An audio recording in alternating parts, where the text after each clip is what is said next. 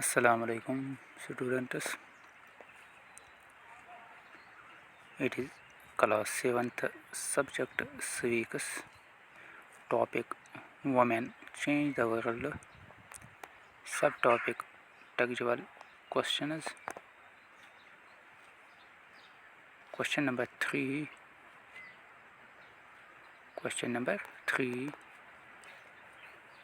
Poor girls drop out of school because they are not interested in getting an education. Read the last paragraph on page 62 and explain why this statement is not true. यानी यम से poor girls गरीब गरन हंस core तम हसा पन तलीम यल त्रावान तिज तिमन तलीम सत interest कह यानी वन यह स्टेटमेंट क्या ट्रू कह पेज नंबर 62 पे गन पन्नी किताब पे तो अत यह पढ़ित वन कि यह स्टेटमेंट क्या पजरस पे मुनहसर कह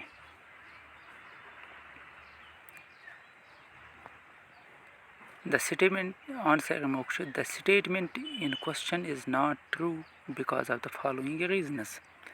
यानी यह स्टेटमेंट ट्रू कह तिज अत बनिम वजह. There is no facility in rural areas, especially in Adivasi areas. यम हसा आदिवासी जंगलन मज रोजन वल लूक या यम हसा गमी इलाकन हंद लूक यमन फैसिलिटीज कह. Not even any proper school nearby their villages. कह प्रॉपर स्कूल तिहंदिस गामस नज़दीक कह. No teacher in the schools. स्कूलन मज टीचर कह available. No school nearby their homes. तिहंदन गरन नज़दीक स्कूल कह. No transport facilities for going to the school, which are generally far away. Transport facility गमी इलाकन मज कह यम सम school हेकान वतित. Families are too poor to afford schooling expenses. Families यानी घर वाल तीत गरीब हम हेकान स्कूल फीस अदा कर कह. Discrimination on the basis of caste, creed, religion, sex. अत हसा डिस्क्रिमिनेशन आम तौर गमी इलाकन मज या इन आदिवासी इलाकन मज डिस्क्रिमिनेशन गसान कास्ट किस नावस पे, क्रीड किस नावस पे, रिलीजन किस नावस पे तो सेक्स किस नावस पे. Preference to boys only for education. तो बॉयजन हसा प्रेफरेंस दिन एजुकेशनस मज. गो यम कह वजह यम सम कोर मजबूर गसान तलीम त्रावनस पे. तो युस वजह सवालस में दिन आमुत कि इन हसा इंटरेस्ट तलीम सत कह यह पोज कह.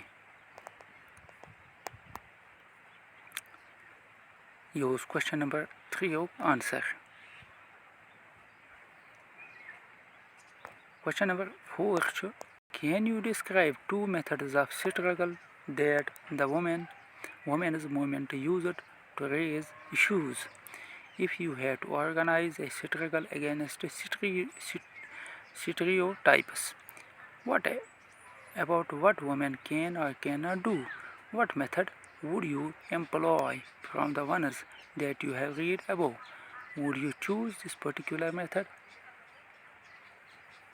यानी वन मेथड वन यम हसा वुमेन यमो यह स्ट्रगल कर पन मसल उभारने खतर यमो 2 मेथड इस्तेमाल कर तम वन बे वन कि अगर हसा तुह मेथड यमो मज इस्तेमाल कर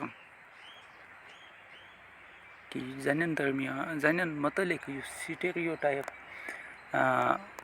जहन अग बनाना आमुत कि यम हसा हेकन यह काम कर यह काम हेकन न कर तो यह चेंज करने खतर कुछ मेथड चुनियो तुम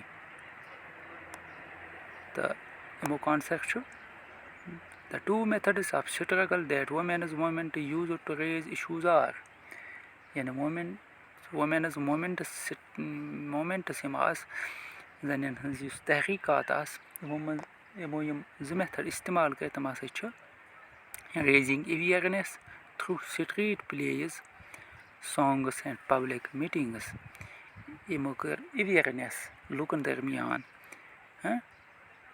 यमो बनाइक अत पे ड्रामा सॉन्ग्स बनाइक या पब्लिक मीटिंग कर लूक कर अवेयर यम स्टीरियोटाइप जहन निश protesting through public rallies and powerful way of drawing attention to justice या यमो कोर protest public rallies कज protest कोर तो बे या इथे कन यमो कोर ताकत इस्तेमाल लूकन हन तवज्जो या गवर्नमेंट तवज्जो या अथॉरिटीजन हन तवज्जो पन्नस युस यमन इनजस्टिस गसान अत कुन फेरनस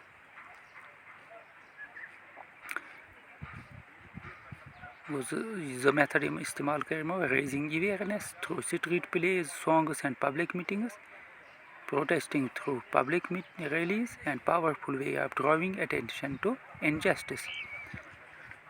I would like to choose raising awareness because I think violation is not a justified method against this.